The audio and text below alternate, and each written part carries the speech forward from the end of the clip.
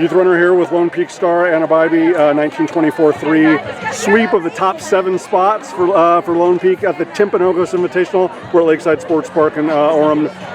Anna, obviously, at this time of year, just about everybody being cohesive and working together. Like, just how proud were you of the fact that you turn around and see the entire group staying connected the entire time?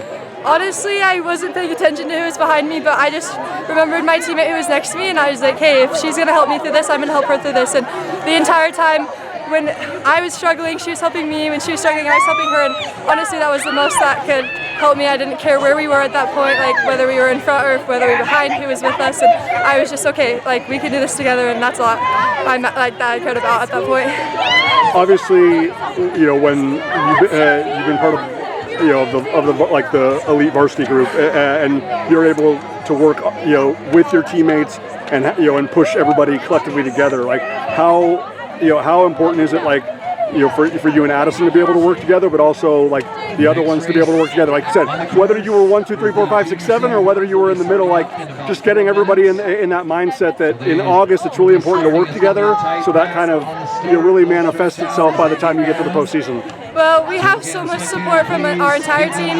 Addie and I are in the place where we get support from every person on our team, and it's super helpful. We have the varsity girls who aren't here yet, but they're cheering us on beforehand. We have the JV girls who are racing with us, and the entire time we're all just helping each other out, no matter where we are in the course. But at practice, we're always running together. Our bond is super strong, and honestly, we have the best team, and I think that I'm so grateful for that. Obviously, you understand like what the journey looks like. Everybody, with this group is focused on process and focused on really uplifting one another and supporting one another.